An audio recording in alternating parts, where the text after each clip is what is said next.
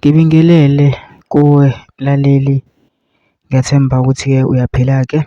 Mina nje engizocela kuwe-ke lana-ke ukuthi-ke uma kuthi uyaqala ungena kulona-ke ikhasi-ke leli-ke noma-ke umusha-ke kulona-ke leli khasi-ke leli, wenze nje kulungile-ke laphana-ke ungixhase-ke ungaphumi-ke ungacindezelile-ke ibhathini usubscribe nje, akubizi imali kumahhala nje kusho nesenti-ke lemnyama-ke leli khona uzokwazi ukuthi-ke uqhubeke uthole-ke nezinye-ke phela-ke iy'ndaba-ke ezintsha-ke ey'shisa bhe engizobe ngikufakela zona-ke kulona-ke ikhasi-ke leli-ke ukuze ngingakuphuthisa into yakwenza njengamanje. Ngabe-ke ucindezela-ke ibhathini usubscribe njengamanje-ke.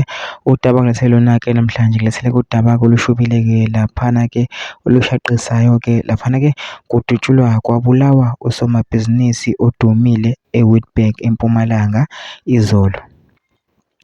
Lo somabhizinisi igama lakhe nguMaxwell Malangeni udutshulwe ngentululwane yezinhlamvu esemotweni yakhe yohlobo lweFerrari.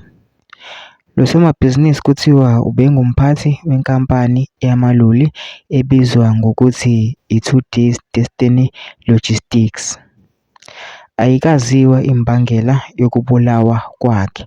Amaphoyisa-ke asaphenya-ke ngalo-ke lonke-ke lolu daba-ke lolu-ke. Abantu abaningi-ke bese beloke bebeka imibono yabo-ke laphana ukuthi-ke bekungaba-ke yini-ke imbangela yokuthi-ke ashone-ke. Abanye bathi-ke mhlampe-ke bekwabanye-ke beseceleni-ke babe nomona-ke ngebhizinisi lakhe, njengoba phela bekuyibhizinisi elikhulu-ke ebelifaka-ke imali futhi-ke eningi ngempela-ke. Laphana-ke behamba ngemoto futhi-ke ebizayo-ke laphana-ke kuyiyona-ke adutshulule ehamba ngayo-ke laphana. Ubebonakala nje impela ukuthi-ke ube nemali yemoto-ke ibiza igidi-ke zamamiliyoni. Nezocela lapha kuma-comment section ufusho uvo lwakho ukuthi ucabangani-ke ngalokho udaba-ke lolu-ke besewenza kulungile nje ungixhase ucindezele-ke ibhathini usubscribe nje, akubiza imali kumahhala nje kusho nesenti-ke lemnyama-ke khona uzokwazi ukuthi-ke uqhubeke uthole nezinye-ke iy'ndaba-ke ezintsha-ke ey'shisa ngizoloke ngikufakela zona-ke kulona-ke ikhasi leli kusukela-ke manje.